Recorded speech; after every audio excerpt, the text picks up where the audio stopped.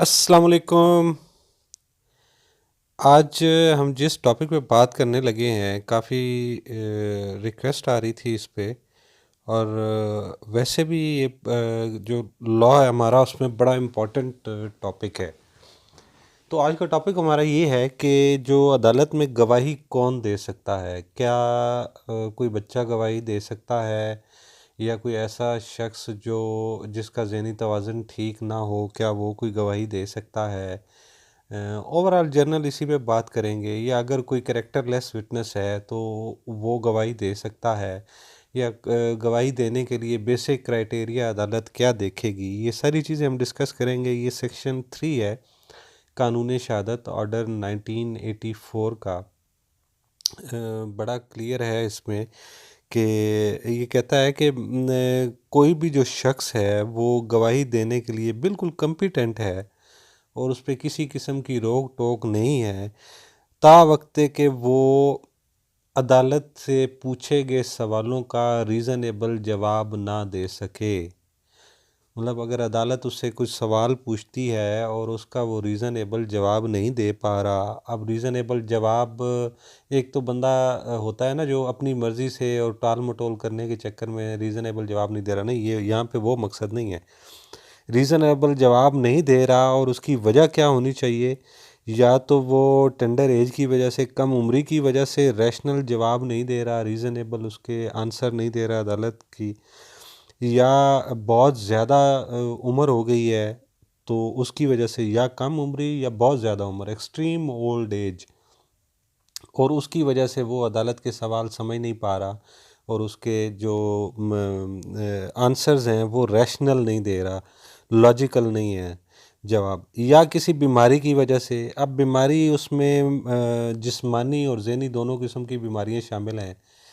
अब इनकी वजह से अगर वो अदालत के पूछे गए सवालों का रीज़नेबल जवाब नहीं दे रहा तो वो अदालत में गवाही देने के लिए अहल नहीं है। अदरवाइज़ सारे अहल हैं। किसी किस्म की ना उम्र की कैद है और ना ही और कोई कैद है।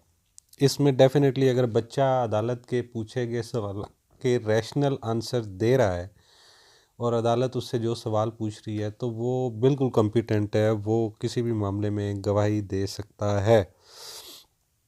अच्छा, अब नेक्स्ट इसमें आ गया कि कोई ऐसा शख्स जो झूठी गवाही देने के जुर्म में पहले सज़ा पा चुका है वो गवाही नहीं दे सकेगा फर्दर।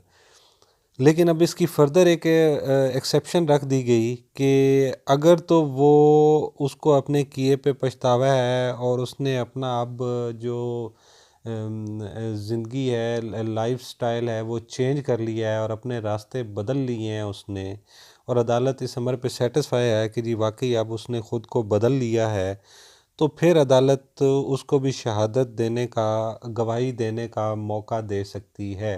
अदरवाइज़ जो झूठी गवाही ऑलरेडी दे चुका और उस पे उसको सज़ा हो चुकी हो परजुरी पे, तो वो गवाही देने का बिल्कुल भी अहल नहीं है। अब इसमें फ़र्दर आ गया कि अदालत जब क्राइटेरिया डिसाइड करेगी किसी भी गवाह का कि ये अहल है या नहीं है, तो वो इस्लाम के और सुन्नत के बताए हुए क्राइटेरिया के मुताबिक चलेगी। वो इस्लामिक इंजंक्शंस को मुकम्मल तौर पे फॉलो करेगी और जो गवाह इस्लाम की नज़र में कम्पिटेंट है वो कम्पिटेंट रहेगा, जो नहीं है वो नहीं रहेगा। अब ये फिर एक लंबी बहस है कि इस्लामिक पॉइंट ऑफ व्यू से कौन सा गवाह कम्पिटेंट है और कौन सा नहीं है। तो इसमें अगर एक गवाह का किरदार ठीक नहीं है, वो शराबी है, वो मॉरल टार्पिट्यूड के जो इखलाकी गिरावट वाले जराइम कमिट करता है, कोई अगर ऐसा बंदा है तो वो इस्लाम में तो अहल नहीं है गवाही देने का। तो डेफिनेटली इसलिए कैरेक्टर जो है वो रेलेवेंट हो जाता है इसमें। फर्दर इसमें मैं ये भी वजाहत करता चलूँ कि अगर कोई शख्स जो है वो उसका ज़हनी तवाज़ुन ठीक नहीं है तो सिर्फ़ इस वजह से उसको नाअहल नहीं करार दे दिया जाएगा जी इसका कि ज़हनी तवाज़ुन ठीक नहीं है।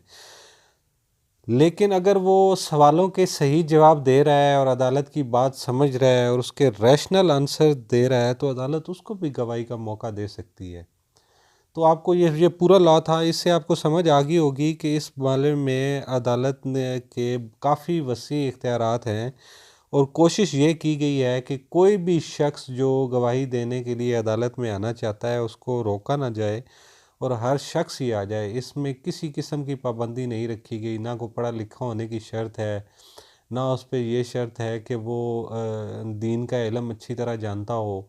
किसी किस्म की कोई भी शर्त नहीं है, सिर्फ़ एक ही शर्त है कि वो जो अदालत उससे सवाल पूछे वो रैशनल आंसर दे सके, ताकि अदालत को ये अंदाज़ा हो सके कि वो समझ बूझ रखने वाला बंदा है, उसका ज़हनी तवाज़ुन ठीक है। वो कोई ऐसा शख्स नहीं है जो कम उम्री की वजह से या उम्र ज़्यादा होने की वजह से चीज़ों को सही अंडरस्टैंड नहीं कर पा रहा, बात को समझ नहीं पा रहा। तो डेफ़िनेटली ऐसे लोग तो फिर गवाही क्या देंगे? वो किसी ऐसे अमर की गवाही तो अदालत में नहीं दे सकते जो अदालत की बात समझ के उसके रैशनल आंसर ही ना दे सकते हों।